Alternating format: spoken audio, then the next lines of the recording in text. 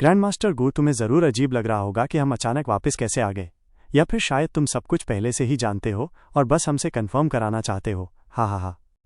Flying cloud manner में वही पुरानी खुशबू, वही हॉल, और उसी के बीच शंगवान फेयून, बाइली जिंगवे और डांकिंग शेन ने जुओ फैन को चारों ओर से घेर रखा था। चेहरे पर अजीब सी मुस्कानें थीं।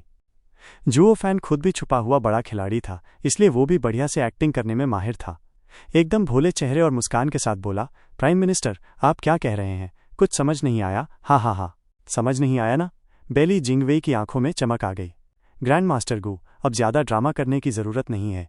हमें तुम्हारे बारे में सब पता है। शंगवान यूलिन, शंगवान फेशियांग और शंगवान चिंगयान, ये नाम सुने ही होंगे। जुओ फैन एकदम कांप गया, चेहरा सफ़ेद पड़ गया। बाइली जिंगवे ने उसे घूरते हुए कहा, ग्रैंड मास्टर गू, तुम जैसे एल्केमी के जीनियस को स्वॉर्ड स्टार एम्पायर की कोर्ट में नाम कमाने से कोई नहीं रोक सकता, तो फिर तुम ऐसे लोगों के लिए क्यों खड़े हो? जुओ फैन ने सिर झुका लिया, जैसे कोई मुजरिम अपने सज़ा का इंतजार करता है। चटाक। बेली जिंगवेई ने उसके कंधे पर हाथ रखा और धीरे धीरे दबाव बढ़ाया। जुओ फैन ने मुंह भींचा, जैसे तकलीफ में हो, लेकिन साथ ही अपने चेहरे पर डर और बेचैनी भी ला दी। बाइली जिंगवे को उसका ये रिएक्शन बहुत पसंद आया। ग्रैंड मास्टर गू सिर्फ कोई आम मुजरिम नहीं, बल्कि एक बेमिसाल जीनियस हो। तुम्हारी मौत सिर्फ मेरा नहीं, बल्कि पूरे एम्पायर का नुकसान होगी। उसका लहजा अब कुछ नरम और दुख भरा हो गया। ग्रैंड मास्टर गू की प्रतिभा दुनिया को दिखनी चाहिए थी, लेकिन अगर तुम ऐसे ही खत्म हो गए तो इस नुकसान की भरपाई कोई नहीं कर सकता। वो इतना दर्द में बोल रहा था कि कोई और सुनता तो रो पड़ता। अफसोस, जुओ फैन पर इसका असर नहीं हुआ। वो भी कोई कम कलाकार नहीं था।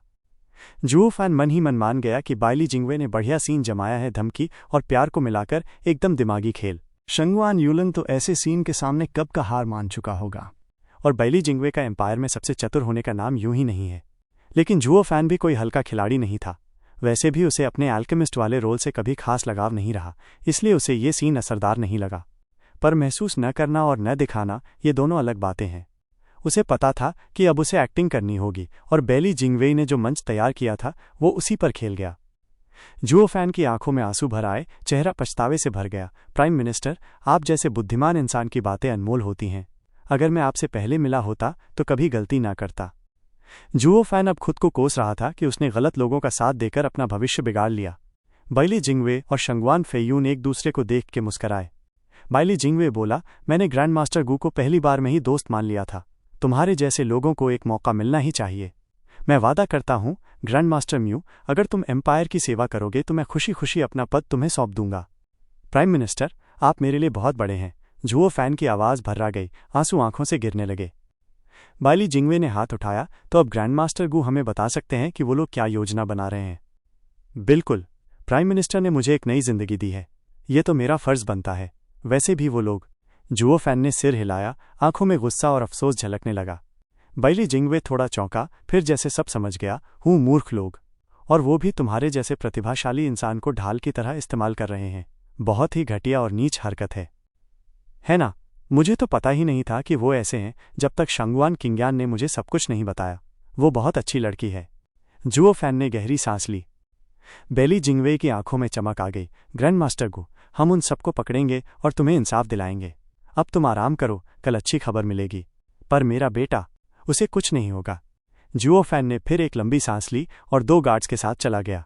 उसके जाते ही शंगवान फेयून धीरे से बोला, प्राइम मिनिस्टर, ग्रैंड मास्टर गू ने सच में पक्ष बदल लिया है। वो पहले भी उनसे खास जुड़ा नहीं था। मेरी समझदारी और प्यार ने उसे तोड़ दिया। बाइली जिंगवे बोला, उसने जो बताया वो काफ़ी हद तक उस रिपोर्ट से मेल खाता है जो शंगवान यूलिन ने जेट स्लिप से भेजी थी। बस एक बात नहीं बताई, शंगवान किंगयान से उसकी बात। लेकिन वो तो समझ में आता है, वो कोई ज़रूरी हिस्सा नहीं था। फेक्शन का प्लान तो उसने रात में अपने एल्डर के साथ बनाया होगा, जिसमें यूलिन शामिल ही नहीं था। अब मैं मानता हूँ। शंगवान फेयून ने सिर हिलाया। फेक्शन दिखावे में भला इंसान बनता है, लेकिन अपने क्लान की बात आए तो सब छोड़ देता है। घटिया पाखंडी है। ऐसा मत कहो। बाइली जिंगवे मुस्कराया। हर क्लैन लीडर को कभी कभी अपने लोगों के लिए ऐसा करना ही पड़ता है। मैं इसे समझता हूँ। हा हा हा। स्वॉर्ड किंग फेयून, लगता है आप अपने भाई को लेकर थोड़ा पक्षपाती हो। शंगवान फेयून ने गुस्से से मुंह फेर लिया। बाइली जिंगवे फिर जुओ फैन की ओर देख के मुस्कुराया।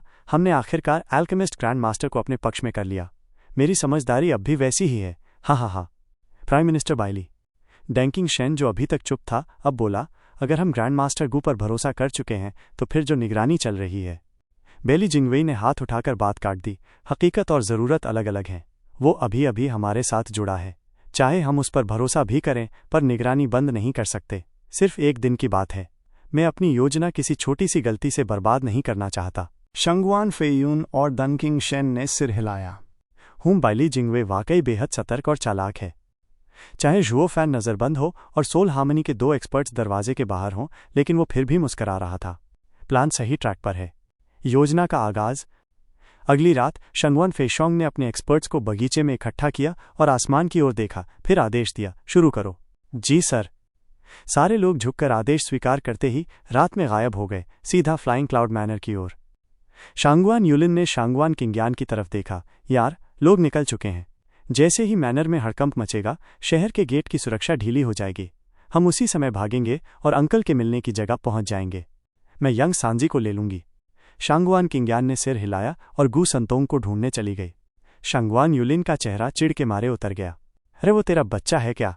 इतना क्यों चिंता कर रही है उसके लिए? अचानक शांगवान किंग्यान दौड़ते हुए आई, घबराई हुई। बुरा हो गया। यानर, क्या हुआ? शंगवान यूलिन ने पूछा। शांगवान किंग्यान हाफते हुए बोली, वो यंग सांजी गायब है। चुटिया लड़का, कहाँ चला गया होगा अब? छोड़ो उसे, वक्त किसी का इंतजार नहीं करता, शांगवान यूलिन ने घिन से कहा। शांगवान किंग्यान ने उसे घूरा। ऐसे कैसे बोल सकते हो? वो बच्चा है, अकेला और दुखी, अपने पापा के बिना। हम उसे ऐसे नहीं छोड़ सकते। भूल गए कैसे उसके पापा ने हमारी मदद की थी? मदद गई भाड़ में। सुबह होते ही सब बदल जाएगा। हाँ हाँ। शांगवान यूलिन अंदर ही अंदर मुस्कराया। बाइली जिंगवे ने उसे वादा किया था कि शांगवान क्लान के सारे एक्सपर्ट्स मारे जाएंगे और गू यिफान एक गद्दार बनकर पूर्वी जमीनों में छिपता फिरेगा, और तब सारे जूनियर्स को वो खुद ले जाएगा और फिर से शांगवान क्लान को खड़ा करेगा। फिर वो एम्पायर के लिए जासूस बनकर पूर्वी जमीनों को काबू में लाएगा। शंगवान फेयून बनेगा राजा और वो बनेगा उसका दायां हाथ, सब पर राज करेगा। हा हा हा। अरे नहीं। शांगवान यूलिन की ये मीठी कल्पना एक चीख ने तोड़ दी। यंग सांजी को लगता है कि उसके पापा मैनर में हैं, इसलिए शायद वो वहां चला गया। मैंने उसे नहीं बताया कि उसके पापा जा चुके हैं, और उसके पापा भी बिना बताए गए, क्योंकि अलविदा कहना मुश्किल था। मुझे मैनर जाना होगा उसे ढूंढने।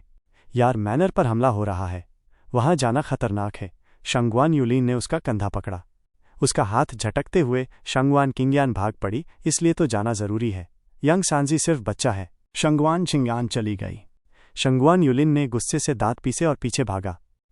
पर ये सब बातें किसी ने देख ली थी। एक छोटा सा लाल कपड़ों वाला प्यारा बच्चा पेड़ के पीछे से देख रहा था, आंखों में अपराध बोध। पापा और मैं चाहते हैं कि तुम्हारी लाशों पर चलकर अपने मकसद तक पहुंचें, पर तुम फिर भी मुझे बचाने वापस आ रही हो। पापा, मुझे पता है तुम कुछ नहीं करोगे, भले ही आंटी मर जाए। तो फिर? गू संतोंग रात में कहीं गायब हो गया। रात की अंधेरी चादर का फायदा उठाते हुए कुछ परछाइयां चुपचाप चांदनी से भरे मैदान पार करती हुई एक बड़े हवेली के सामने आ खड़ी हुईं। ऊपर लगे पट पर लिखा था फ्लाइंग क्लाउड मैनर।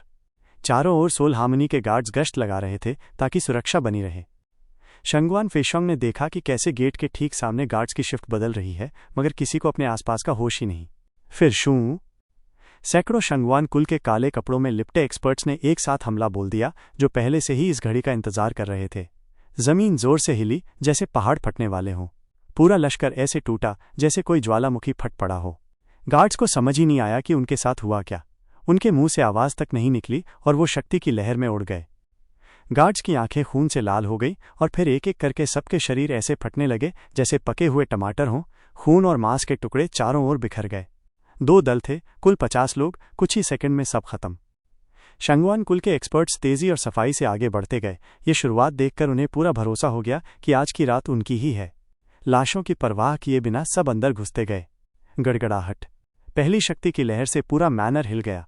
एक छोटे से कमरे में एक आदमी टेबल पर बैठा था, कप से चाय पी रहा था और होठों पर अजीब सी मुस्कान थी।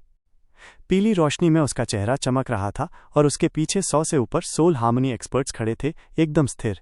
प्राइम मिनिस्टर आ गए वो। मोमबत्ती पकड़े एक आदमी ने आदर से झुकते हुए कहा और साथ ही अपनी लेट जेनेसिस स्टेज की शक्ति बाहर निकाल दी। बेली जिंगवेई के चेहरे पर मुस्कान और गहरी हो गई। बस थोड़ा और करीब आने दो। हाँ हाँ हाँ। वो आदमी झुककर बाहर चला गया। बाइली जिंगवे धीरे से चाय पीने लगा। जब वो कप नीचे रखता था तो उसकी ठंडी आंखें और सख्त चेहरा देखकर सबका कलेजा कांप जाता। हवेली पर हमला हो गया। जाल चालू करो, स्वॉर्ड किंग की रक्षा करो। धरती कांप रही थी, हवेली हिल रही थी और गार्ड कप्तान हड़बड़ाकर आदेश दे रहा था। सभी गार्ड्स ने सिर हिलाया और हाथों से चिन्ह बनाने लगे। पर डर उन्हें हमला देखकर नहीं लगा था, बल्कि पहले हुए एक भयानक हमले की याद ने दिल दहला दिया था। तस्वीरें अब भी आंखों में जिंदा थीं, कैसे पिछले हमलावर अंदर घुसे और फिर स्वॉट किंग फेयून का कहर सोल हार्मनी गार्ड्स पर टूटा। इतनी बर्बादी हुई कि इलाके का रियल एस्टेट बाजार ही गिर पड़ा। गार्ड्स के परिवार बिखर गए, घर खाली हो गए, सब कंगाल हो गए। लोग कहते हैं ताकतवर लोगों के साथ काम करने में खतरा होता है, लेकिन स्वॉट किंग के अंडर में काम करना भी कोई आसान बात नहीं थी। अब फिर से वही हाल, फिर से हमला। किस्मत देखो, जब मेरी ड्यूटी है तभी सब कुछ होना था। ये क्या नाइंसाफी है, मैंने किसी का क्या बिगाड़ा था। गार्ड्स अंदर ही अंदर झुंझला रहे थे, पर कुछ कर नहीं सकते थे। उन्हें सिर्फ एक ही काम करना था, पूरी ताकत लगाकर दुश्मन को रोकना। जैसे ही चिन्ह पूरे हुए, एक हल्का पारदर्शी कवच हवेली के कोर को ढकने लगा और अंदर की जगह को बाहर के हमलावरों से अलग कर दिया। गार्ड्स के चेहरे पर थोड़ी राहत दिखी। अब देखो, अब कोई अंदर नहीं जा पाएगा। लेकिन वो खुशी ज्यादा देर टिक नहीं पाई। 3 बूढ़े अचानक वहां प्रकट हो गए। एक ने मुस्कुराते हुए कहा, डिफेंसिव एरे पूरा एक्टिव होने से पहले घुसना अब भी आसान है। तीनों ने एक दूसरे को देखा और फिर खुद के चिन्ह बनाने लगे। उन्होंने अजीब तरह से हाथ बढ़ाए, दोनों हाथों से तर्जनी उंगलियां एक खास मुद्रा में निकाली और शक्ति छोड़ दी। 3 मिलकर फोड़ दें आसमान, सोरिंग क्लाउड, लुअन स्वॉर्ड। तीनों की संयुक्त शक्ति से एक भयंकर तलवार की लहर निकली, जैसे कोई देवता खुद हमला कर रहा हो। ये सीधा गार्ड्स और अधूरी एरे की ओर बढ़ी। धड़ाम। 300 गार्ड्स की बनाई हुई बैरियर बस एक पल टिक सकी, फिर फट गई। उस शक्ति से सब उड़ गए, कोई जिंदा नहीं बचा। 400 में से मुश्किल से 100 बच पाए, और वो भी घायल। जेनेसिस स्टेज वाले ये गार्ड्स उस हमले से हिल गए थे। उनके होश उड़ गए। चारों ओर कुछ भी नहीं बचा, न बाग, न पेड़, न तालाब, सब राख। जहां वो तलवार की लहर गई, वहां 50 किलोमीटर तक सब साफ, बस एक सीधी खाली रेखा रह गई। सस। गार्ड्स की सांसें अटक गईं। इन बूढ़ों की शक्ति देखकर डर लगने लगा। ये लोग हैं कौन? ये भी जेनेसिस स्टेज के हैं, लेकिन इनकी ताकत इतनी ज्यादा कैसे? ये हमला तो स्वॉट किंग भी नहीं झेल सकता। और तभी सैकड़ों जेनेसिस स्टेज एक्सपर्ट्स वहां आ गए, तीनों एल्डर्स के पीछे से। बूढ़ों ने बाकी शंगवान कुल के लोगों को गार्ड्स पर छोड़ दिया। गार्ड्स पहले ही बहुत घायल थे, अब तो बचाव भी न कर पाए। थोड़ी ही देर में चीखें आईं, फिर सब शांत। शंगवान फेशोंग मुस्कराया। भले ही उसके 10 आदमी मारे गए, मगर दुश्मन का भारी नुकसान हुआ, तो सौदा तो फायदेमंद ही रहा। इस बार की योजना थी रफ्तार, और ये बात साफ दिख रही थी। वो लोग इतनी तेजी से अंदर घुसे और दूसरी दीवार भी तोड़ दी। उसे भी हैरानी हो रही थी कि सब कुछ कितना आसानी से हो गया। अगर ऐसे ही चलता रहा तो हम जेट फॉल से सोरिंग सोर्ड लेकर वापस भी आ जाएंगे और शंगवान फेयून को खबर भी नहीं होगी। हा हा हा। शंगवान फेशोंग चिल्लाया, आगे बढ़ो। जी सर। सभी आदमी जोश में थे, और हों भी क्यों ना। सब कुछ अब तक तो बच्चों का खेल लग रहा था। सबको लग रहा था कि अब कोई हमें रोक ही नहीं सकता, तो सबने और तेजी से अंदर घुसना शुरू किया। हम तो अजेय हैं। पर किसी को भनक भी नहीं थी कि ये पूरा हमला सिर्फ एक चारा था, और वो सब एक ऐसे जाल में फंस चुके थे जहां से निकलना अब नामुमकिन था। शंगवान किंगयान हवेली के सामने पहुंची, लेकिन जो देखा वो किसी नरक से कम नहीं था। सन्नाटा खुद बता रहा था कि उसके पिता यहीं से गुजरे थे। इतनी तबाही में कोई बच्चा कैसे बच सकता है? हो सकता है मर्द लोग बच्चे को हाथ न लगाते, लेकिन ये शॉक वेव्स तो उसे भी मिटा सकती हैं। शंगवान किंगयान की भौहें चिंता में सिकुड़ गईं, मगर उसकी आंखें ठोस थीं, कदम तेज। यानर, रुक जा। शंगवान यूलिन ने उसे पकड़ लिया, उसके कंधे थामकर परेशान होकर बोला, चाचा अंदर हैं, लड़ रहे हैं। सोल हार्मनी एक्सपर्ट्स कुछ नहीं, लेकिन जेनेसिस स्टेज वाले भी यहां मारे जा रहे हैं। तू तो अभी सिर्फ 8th लेयर इथीरियल स्टेज पर है। तू क्या कर लेगी? मर जाएगी यूं ही। अपनी जान मत गंवा। शंगवान किंगयान ने होठ भींच लिए। नहीं, अगर मैं इतनी खतरे में हूं तो यंग सांजी की हालत तो और भी बुरी होगी। किसे फर्क पड़ता है? उसने खुद बवाल मचाया, वो खुद जिम्मेदार है। शांगवान यूलिन की बातों में नफरत थी, लेकिन किंगयान अड़ी रही। यानेर, अगर खुद के लिए नहीं तो चाचा के लिए सोच। चाचा फ्लाइंग क्लाउड मैनर में ज्यादा देर नहीं रुकेंगे। जेनेसिस स्टेज वाले बचकर निकल सकते हैं, सोल हार्मनी वाले भी, लेकिन मैं नहीं निकल सकती। मैं उन्हें बोझ बन जाऊंगी, और इससे चाचा को नुकसान होगा। क्या मैं उस बोझ के साथ जी सकूंगी? शंगवान किंगयान थोड़ी देर रुकी, मगर फिर उसकी नजरें फिर से ठोस हो गईं। मुझे पता है, और इसलिए मैं कोशिश करूंगी कि पिता मुझे ना देखें। मैं बस यंग सांजी को ढूंढकर निकल जाऊंगी। अगर इसी में मेरी मौत हो जाती है तो हो जाए। यही तो एक बुआ को करना चाहिए। शंगवान किंगयान ने शंगवान यूलिन को परे धकेला और हवेली की ओर उड़ चली। शंगवान यूलिन ने गहरी सांस ली और उसके पीछे हो लिया, और तभी एक लाल रोशनी भी वहां से गुजरी, जो ज्यादा पीछे नहीं थी। अब वहां सिर्फ खून से सनी जमीन, बिखरे हुए अंग और सन्नाटा बचा था, इस बात का सबूत कि ये दुनिया अब बेकाबू हो चुकी है। बड़ी तेजी से दूसरी सुरक्षा रेखा पार कर ली इन लोगों ने। एक शांत छोटे से कमरे में एक बूढ़े आदमी ने बाहर हो रही हलचल पर कान लगाते हुए अपनी दाढ़ी सहलाई। एक जेनेसिस स्टेज के कल्टीवेटर ने झुककर कहा, ड्रैगन क्लीविंग स्वॉर्ड किंग, चोर लोग बड़ी तेजी से हमारी ओर बढ़ रहे हैं। 15 मिनट में हमारी लाइन तक पहुंच जाएंगे। शैंगवान क्लैन। डैंकिंग शेन की आंखों में ठंडक सी चमक उठी। मेरा उनसे कोई बैर नहीं, फिर भी आज उनसे टकराना पड़ रहा है। ये बात बड़ी खलती है। सैनिक बस चुपचाप सुनता रहा। डैंकिंग शेन ने बुदबुदाते हुए कहा, जा, अभी थोड़ा वक्त है, उस थोड़ी सी चुप्पी का आनंद लेने दे। जी स्वॉर्ड किंग सर। सैनिक चला गया, अंधेरे में गुम हो गया। इस कमरे के आसपास बैली जिंगवेई के जैसे ही सैकड़ों जबरदस्त योद्धा छुपकर बैठे थे, बस हमला बोलने का इंतजार कर रहे थे। इधर हवेली के दूसरी तरफ शंगवान फेयुन ने अपनी सेना को घात लगाने के लिए तैनात कर दिया था। दूर से आती आवाज़ों पर कान लगाते हुए उसने आंखें बंद कर लीं और मुस्कराया, हा हा हा, आवाज़ से लग रहा है वो तीनों की tree talent surging cloud art है। हवेली की बैरियर इसका सामना नहीं कर पाएगी। ये तीनों बूढ़े समझते हैं कि मेरा सिर ले जाएंगे, भूल में है। शंगवान फेयुन ने हंसते हुए अपनी आस्तीन झटक दी और आराम से कुर्सी पर बैठ गया। मैं तो यहीं बैठा हूं। हम सब शंगवान क्लान के ही हैं। आज देखते हैं किसकी सोरिंग सोर्ड आर्ट ज्यादा दमदार है, ईस्टर्न लैंड के 3 सोरिंग क्लाउड सॉर्ड्स या फिर ईस्टर्न लैंड का सबसे बेस्ट सॉर्ड किंग। उसकी आंखें लड़ाई के जुनून से चमकने लगीं, पर आज उसके साथ कोई नहीं था, न वो 3 वेनरेबल्स और न ही जुओ फैन। जुओ फैन ने तो पहले ही शंगवान यूलिन के जरिए दूसरा ड्रामा सेट कर दिया था, ताकि इन दोनों स्वॉर्ड किंग्स को अलग अलग किया जा सके और उसे खुद के लिए खुली छूट मिल जाए।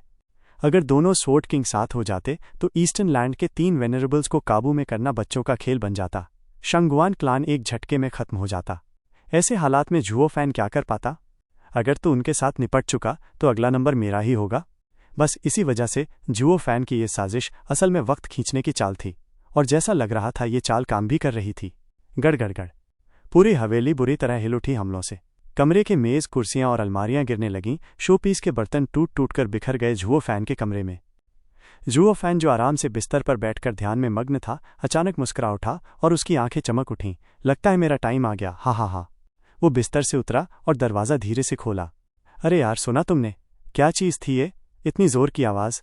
लगता है फिर से हमला हुआ है। 2 महीने पहले भी ऐसा ही हुआ था, पर इस बार तो और ज्यादा जोर का लग रहा है।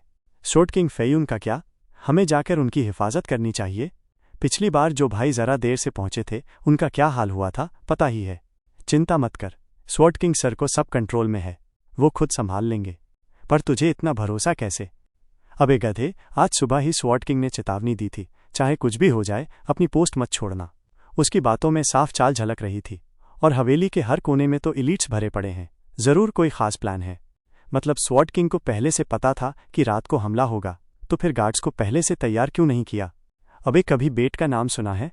पर हमारे भाई जो दरवाजे पर मारे गए, वो तो बेकार मारे गए। हाँ, दोनों गार्ड्स ने दूर की आवाज़ें सुनी और लंबी सांस खींची। हम जैसे नौसिखिए जब हवेली के गार्ड की वर्दी में घूमते हैं तो बड़े रौब से दिखते हैं, पर असल में हम तो सिर्फ अपने मालिक के मोहरे हैं, जिसे जब चाहा कुर्बान कर दिया। सोच, अगर स्वॉर्ड किंग ने कह दिया जा मर जा, तो क्या इनकार कर पाएगा? मर गया तो शान की मौत, परिवार को मुआवजा मिलेगा, उनकी जिंदगी बन जाएगी। पर अगर जान बचाने की कोशिश की तो फिर देख लिया 2 महीने पहले क्या हुआ था, कैसे उनके परिवार बर्बाद हो गए। यहाँ सिर्फ तू नहीं मरेगा, तेरे साथ सब डूबेंगे। अब सोच ले कौन सा अंजाम बेहतर है। दूसरा गार्ड कांप गया और सिर हिला दिया। अब उसकी आवाज़ में हल्की खुशी थी। अब मुझे ये रेडियंट स्टेज वाले अल्केमिस्ट की रखवाली करना कुछ ज़्यादा ही अच्छा लगने लगा है। कम से कम जान तो बची रहेगी। हा हा हा। पहला गार्ड भी हंसा, लेकिन उसकी मुस्कान में कुछ दुख छिपा हुआ था। अभी तो ठीक है, पर अगली बार? खांसी खांसी, मालिक के मामले हमारे बस के बाहर हैं, अब चुपचाप खड़े रहो। एक तीसरा गार्ड पास आया और दोनों को डांटते हुए बोला, ज्यादा बोलोगे तो मुसीबत मोल लोगे, अगर जिंदा रहना है तो मुंह बंद रखना सीख लो। दोनों गार्ड्स ने सिर झुका दिया। तीसरे ने भी सिर हिलाया और माहौल थोड़ा हल्का हुआ। किर्रार। दरवाज़ा धीरे से खुला और जुओ फैन अजीब सी मुस्कान के साथ बाहर आया। तीनों गार्ड्स उसे घूरने लगे। ये ग्रैंड मास्टर गू अभी बाहर क्यों आया? एक गार्ड ने उसे रोक लिया। ग्रैंड मास्टर गू, आपको क्या ज़रूरत पड़ी जो कमरे से बाहर आ गए?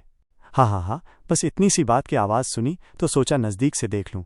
ग्रैंड मास्टर गू, बाहर बहुत खतरा है, आप अंदर वापस जाएं, हम आपकी सुरक्षा करेंगे, गार्ड ने कहा। जुओ फैन मुस्कुराया, और अगर मैं जिद करूं? गार्ड्स चौंक गए। ये मस्ती कर रहा है, पर क्यों?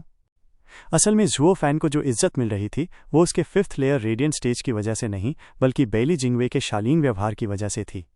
इसलिए उन्होंने जुओ फैन की हरकतों को मजाक समझा और हल्की सी हंसी में टाल दिया। ग्रैंड मास्टर गू, ज़्यादा मुश्किल मत बनाइए।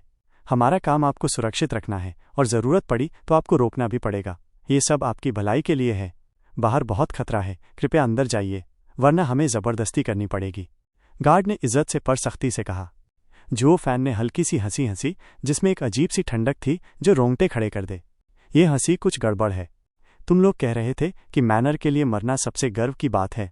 तीनों चौंक गए। अब क्या कहने वाला है ये? तो लो, मैं तुम्हारी ख्वाहिश पूरी करता हूँ। मैं सच्चे दिल से चाहता हूँ कि तुम्हारी मौत के बाद तुम्हारे परिवार को खूब खुशियाँ मिले। जुओ फैन ने गहरी सांस ली और बुदबुदाया, हालांकि मुझे ऐसी मौत कायरों वाली लगती है। क्या कल्टीवेटर जो खुद को स्वर्ग के खिलाफ खड़ा करता है वो यही रास्ता चुनेगा? हुश! जुओ फैन के पैरों से एक परछाई निकली जो पल भर में ही तीनों को निगल गई। अब इस दुनिया में सिर्फ अंधेरा ही अंधेरा था। डोमेन सोल, एक गार्ड चिल्लाया। ग्रैंड मास्टर गू, बस बहुत हुआ। इस डोमेन को हटा लो वरना हम जबरदस्ती करेंगे। मालिक को जवाब देना पड़ेगा अगर आपको कुछ हो गया तो। जवाब देना? हाँ, तुम ज़रूरत से ज़्यादा सोच रहे हो। अब कोई जवाब देने की ज़रूरत ही नहीं बचेगी क्योंकि तुम्हारा हिसाब यहीं अभी खत्म हो जाएगा। उसकी आवाज़ अब डरावनी और गूंजती हुई सुनाई दी। कम वक्त, समझ क्यों नहीं रहा? हम तुझसे लड़ना नहीं चाहते। ये सब नाटक क्यों कर रहा है? पर अब चुप बैठना भी नहीं चलेगा। एक गार्ड चिल्लाया। ग्रैंड मास्टर गू, तूने खुद ही बुलाया है, अब चोट लगे तो मत कहना। उसने मुट्ठी बांधी और अंधेरे की ओर घूंसा मारा, लेकिन उसका हाथ वहीं रुक गया। शरीर बिल्कुल जड़ हो गया। तीनों गार्ड चिल्ला उठे। क्या हो रहा है? शरीर हिल नहीं रहा। हाँ, लगता है बताना भूल गया कि मेरा डोमेन दरअसल ट्विन डोमेन है, बाकी इथीरियल स्टेज वालों से बिल्कुल अलग। दोनों एक दूसरे से जुड़कर और भी ताकतवर बन जाते हैं जिससे सोल हार्मनी वाले भी इससे बाहर नहीं निकल सकते। जुओ फैन की आवाज़ फिर गूंजी। वैसे इससे आज़ाद होना भी आसान है। अंधेरा उनके पूरे शरीर में फैल गया, उनके भीतर घुसने लगा और उनकी ताकत को निगलने लगा। तीनों चीखने लगे, डर के मारे कांपते हुए जैसे जिंदा निगले जा रहे हों। फिर वो अंधेरे की मूर्तियां बन गए। अंधेरा हटने लगा और चांदनी फिर से फैल गई। अब वहां सिर्फ जुओ फैन खड़ा था। उसने आसमान की ओर देखा, फिर शोर की दिशा में कान लगाया और मुस्कुराया। जुओ फैन हवा में कूद पड़ा, जेड फॉल्स की ओर दौड़ गया। अब मेरी बारी है। सैकड़ों काले कपड़ों में लोग चांदनी रात में एक खुली जगह पर आकर उतरे। ऊपर चांद चमक रहा था। उनके सामने कुछ इमारतें थीं, लेकिन ये वो जगह नहीं थी जिसकी उन्हें तलाश थी। क्लैनहेड, ये जगह कुछ सही नहीं लग रही। नक्शे में जो दिखाया गया था ये वैसी नहीं है। एक आदमी ने चारों तरफ देखा और फिर शंगवान फेशोंग के पास जाकर अपनी चिंता जताई। शंगवान फेशोंग की भौहें सिकुड़ गईं, चेहरा अजीब हो गया। दिल के अंदर एक भयंकर डर सा उठने लगा। उसी वक्त कुछ भारी आवाज़ें सुनाई दी। सामने की सारी काली इमारतों के अंदर दिए जलने लगे और एक बूढ़ी आवाज़ गूंजी, शंगवान क्लैनहेड, अरसे बाद मुलाकात हो रही है, क्या हाल है तुम्हारा? शंगवान फेशोंग की रूह कांप गई उस जानी पहचानी आवाज़ से। चेहरा सख्त हो गया और वो डर के मारे एक कदम पीछे हट गया। बाकी सब लोग दंग रह गए, पहली बार अपने शांत क्लैनहेड को ऐसे डरे हुए देख रहे थे। अंदर आखिर है कौन? क्रीक, एक बूढ़ा आदमी धीरे धीरे एक रोशनी वाले घर से बाहर निकला। उसके पीछे पीछे सैकड़ों जेनेसिस और सोल हार्मनी स्तर के एक्सपर्ट निकल आए। सबकी शक्ति और खूनी मिजाज साफ महसूस हो रहा था। वेस्टर्न लैंड का कभी का सबसे ताकतवर इंसान और अब सेंट्रल एरिया का ड्रैगन क्लीविंग सॉर्ड किंग डैंकिंग शेन। तो तुम गए नहीं थे? शंगवान फेशोंग की आंखें कांप उठीं, दांत भींच लिए। जो शक था वो अब यकीन में बदल गया, पर दिल और भी डूब गया। फंस गए, ये तो जाल है। 3 दिन पहले उनके जासूसों ने देखा था कि डैंक्विंग शेन और बेली जिंगवेई जा रहे हैं, पर अब वही यहां सामने खड़ा था। ये सब तो एक दिखावा था जो बेली जिंगवेई ने रचा था। दिखाया कि जा रहे हैं ताकि शंगवान लोग निश्चिंत होकर जाल में फंस जाएं। सब कुछ झूठ था ताकि हम फंस जाएं। डैंकिंग शेन की मौजूदगी ही काफ़ी थी ये मान लेने के लिए कि बेली जिंगवेई ही इस पूरे खेल का मास्टरमाइंड है। अब बात 2 स्वॉर्ड किंग से लड़ाई की नहीं थी, बल्कि पूरी की पूरी बेली जिंगवेई की जाल में फंसने की थी। इससे बुरा और कुछ हो ही नहीं सकता था। शंगवान फेशोंग पसीने से भीग चुका था। उसकी आंखों में बेकाबू डर और निराशा तैर रही थी। डैंकिंग शेन उसकी हालत समझ गया। लंबी सांस भरते हुए बोला, शंगवान क्लैनहेड, मुझसे तुम्हारा कोई निजी बैर नहीं, लेकिन जब हम अलग अलग रास्तों पर हैं तो माफ़ करना, अब टकराव होगा ही। पीछे हटो। शंगवान फेशोंग ने गुस्से में चिल्लाया, आंखें लाल हो चुकी थीं। दिल में पछतावा, गलत फैसले लेने का बोझ और अपने लोगों को इस मुसीबत में डालने का दुख उसे तोड़ रहा था। अगर सब यहीं मारे गए तो न सिर्फ शंगवान क्लैन मिट जाएगा बल्कि ईस्टर्न लैंड भी खतरे में पड़ जाएगा, और तब उसका नाम कलंक बनकर रह जाएगा। शंगुआन फेशियोंग की आंखों से ऐसा गिल्ट झलक रहा था जैसे उसकी आत्मा ही मर गई हो। अगर अपनी जान देकर वो अपने लोगों को बचा सकता तो वो एक पल भी नहीं सोचता। उसके लोग पहले तो हड़बड़ा गए, लेकिन फिर क्लैन हेड का चेहरा देख सब समझ गए कि जाल बिछ चुका है। उन्हें अपने क्लैन हेड पर पूरा भरोसा था। सब बिना वक्त गंवाए पीछे की तरफ भागने लगे। डैंकिंग शेन ने सिर हिलाया, माफ करना, लेकिन मेरा फर्ज मुझे रोकने को कहता है। तुम लोग अब इस जगह से बाहर नहीं जा सकोगे। डैंकिंग शेन ने 2 उंगलियों से वार किया। ड्रैगन जैसी दहाड़ गूंजी और पूरी दुनिया जैसे कांप उठी। तलवार की शक्ति ऐसी बही कि वो एनर्जी एक आधे किलोमीटर लंबी ड्रैगन तलवार में बदल गई। ड्रैगन की भयानक चीखों के बीच वो विशाल तलवार हवा में लहराई और ऐसा लग रहा था जैसे पूरी धरती को चीर डालेगी। एसएसएस सभी की सांसें अटक गईं। ऐसा डर पहली बार महसूस हो रहा था। हिम्मत छूट रही थी, जैसे आत्मा ही जड़ हो गई हो। ये वही एहसास था जो 3 वेनरेबल मिलकर देते थे, लेकिन यहाँ तो एक ही इंसान ने सब कुछ बदल दिया था। सेंट्रल एरिया के 9 स्वॉर्ड किंग्स की ताकत ऐसी होती है। सबने ऊपर लटकी उस तलवार को देखा और बस खौफ से भर गए। शंगुआन फेशियोंग ने उनकी हालत देखी, उनकी आंखों का डर देखा और दहाड़ा, खड़े क्यों हो, भागो यहां से। अरे हाँ, जैसे नींद से जागे हों, सबने एक आखिरी बार डैंकिंग शेन को देखा और पूरी ताकत से भाग खड़े हुए, पीठ पर ठंडी हवा महसूस करते हुए। डैंकिंग शेन ने गहरी सांस ली। मैं कभी किसी को नुकसान नहीं पहुंचाना चाहता था, लेकिन अब तुम्हारी किस्मत पर है। उसका हाथ चमका और उसने तलवार से वार किया। वो विशाल तलवार धरती पर उल्कापिंड की तरह गिरी। ऐसा दबाव था कि सांस लेना मुश्किल हो गया। जमीन फटने लगी और पत्थर हवा में उड़ने लगे। जो लोग भागने की कोशिश कर रहे थे उनके ऊपर जैसे पहाड़ टूट पड़ा, शरीर जमीन में धंसने लगे और वो हिल भी नहीं पा रहे थे। दिलों में सिर्फ दहशत भर गई थी। इस कदर की ताकत ने मौत को उनके सामने ला खड़ा किया था। ये वार आधे से ज्यादा को वहीं खत्म कर देता और उनकी पूरी योजना का अंत कर देता। ड्रैगन क्लीविंग स्वॉर्ड किंग की ताकत तो राक्षसी है। डर अब उनके जहन में जगह छोड़ चुका था। अब बस निराशा बची थी। शंगुआन फेशियोंग ने दांत भींचे, तलवार को कोसते हुए, और अपनी उंगलियों से एक गोल बनाकर लाल रंग की तलवार लहर छोड़ी। हवा में वो लहर जान फूंक रही थी और सीधी उस बड़ी तलवार से टकराई। डैंकिंग शेन, इतना भी मत समझो खुद को। मैं ईस्टर्न लैंड का सबसे ताकतवर नहीं सही, लेकिन सोरिंग स्वॉर्ड से सोरिंग स्वॉर्ड आर्ट सीखा है और कुछ नाम कमाया है मैंने भी। बहुत अच्छा। एक समझदार डिवाइन वेपन कल्टिवेटर से टकराना किसे नहीं भाता। हा हा हा, डैंकिंग शेन ने हंसते हुए जवाब दिया। बैम! दोनों तलवारें टकराईं, एक धमाका हुआ, रोशनी, सब कुछ निगल गई। डैंकिंग शेन तो आराम से खड़ा था, उंगलियां फिर भी लहर रही थीं, लेकिन शंगुआन फेशियोंग का शरीर जगह जगह से लहूलुहान हो गया था, जैसे किसी तरह खुद को खड़ा रखे हो। डैंकिंग शेन ने लंबी सांस ली। शंगुआन फेशियोंग, तुम क्लैन हेड हो, लेकिन सोरिंग स्वॉर्ड की असली नेचर का 1/3 भी नहीं समझ पाए। अगर तुम्हारे भाई होते तो शायद ये टक्कर बराबरी की होती। अफसोस, तुम अब तक उस तक नहीं पहुंच पाए, शायद कभी नहीं पहुंच पाओगे। समझदारी हमारी पहुंच से बाहर है। उसने अफसोस जताते हुए उंगली हिलाई। बैम! शंगुआन फेशियोंग की सोरिंग स्वॉर्ड वेव चूर चूर हो गई और बड़ी तलवार फिर से नीचे गिरने लगी। शंगुआन फेशियोंग के मुंह से खून की धार निकली, आंखों में पछतावा और ग्लानि थी। उसे पता था कि शंगुआन फेयून उससे बेहतर था। एल्डर लोगों ने ही उसे क्लैन हेड बनाया था। अब जब उसकी पूरी क्लैन खतरे में थी, वो कुछ नहीं कर पा रहा था। ये लाचारी उसकी आत्मा को तोड़ रही थी। वो खुद को क्लैन हेड कहलाने लायक भी नहीं समझ रहा था। फेयून सही था, ताकत ही सब कुछ है। अगर मैंने अपनी जगह छोड़ी होती तो वो बगावत नहीं करता और आज ये दिन ना आता। सारी गलती मेरी है। अपने फैसलों पर अफसोस करता हुआ शंगुआन फेशियोंग ने आंखें बंद कर लीं और मौत का इंतजार करने लगा। Clan head! उसके लोग देख रहे थे कि वो गिर पड़ा है और चिल्ला उठे। सब उसके पास पहुंचना चाहते थे, लेकिन तलवार की ताकत ने उन्हें रोक दिया। डैंकिंग शेन की तलवार अब उन्हें खत्म करने ही वाली थी। सभी ने सिर्फ उसका नाम पुकारा, वुश! लेकिन तभी दूर से एक चमकीली हरी रोशनी आसमान चीरती हुई आई, जैसे रात के अंधेरे में एक तारा गिरा हो, और सीधे उस तलवार से टकराई। बैम! एक जोरदार धमाका हुआ, लेकिन इस बार नतीजा अलग था। वो भयानक स्वॉर्ड किंग की तलवार रुक चुकी थी। तो गाइज, इसी के साथ आज का एपिसोड यहीं पर खत्म होता है। तो मिलते हैं अगले एपिसोड में।